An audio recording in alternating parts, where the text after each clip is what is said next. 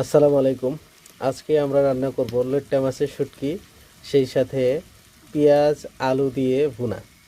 তো প্রথমে এই লইট্টা মাছের শুটকিগুলোকে এরকম বড় সাইজের ছিল, সেগুলোকে কেটে টুকরো টুকরো করে নিয়েছি। এখন সেগুলোকে কড়াইয়ের মাঝে আমরা এরকম করে ভেজে নিয়েছি। অনেকগুলো লইট্টা শুটকিগুলোকে ভেজে, গরম কোনো কিছু দিইনি, এখানে তেল কোনো কিছু না দিয়ে শুকনো কড়াইয়ে প্রথমে ভেজে নিয়েছি অনেকক্ষণ। নেবার পরে এরকম পানিতে ভিজিয়ে রেখেছিলাম অনেকক্ষণ। পানিতে ভিজিয়ে রেখে 2-3 বার ধুলাম। ধুয়ে পরিষ্কার করার পরে আমরা আজকে রান্না করব।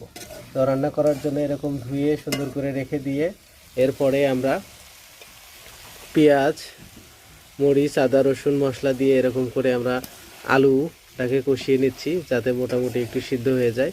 সিদ্ধ হয়ে যাওয়ার পরে আমরা লইট্টা মাছের শুটকিটা একটু দিয়ে দিব।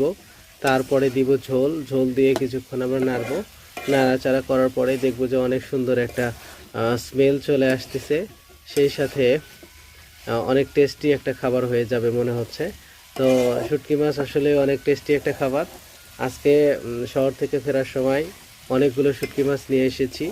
তো এর মধ্যে আমার সবচেয়ে বেশি পছন্দ লইট্টা মাছের শুটকি।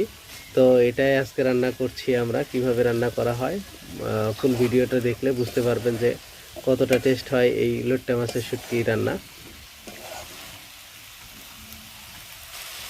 হালকা কষানি হওয়ার পরে আমরা একটু হালকা ঝোল দিয়ে নিব।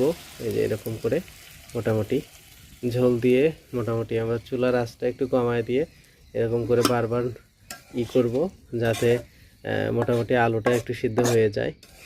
সুন্দর একটা, যেহেতু আদা রসুন মশলা দিয়ে এটাকে কষানো হচ্ছে, তো সুন্দর একটা স্মেল আসতেছিল। তো মোটামুটি মনে হয় রান্নাটা ভালো হয়েছে।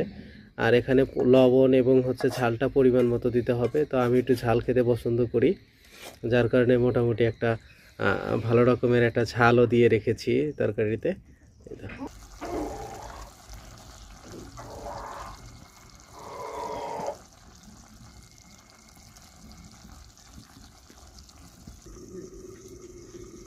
এই যে এরকম করে একটু আলুটা সেদ্ধ হওয়ার জন্য ঢেকে রেখে দিলাম কিছুক্ষণ।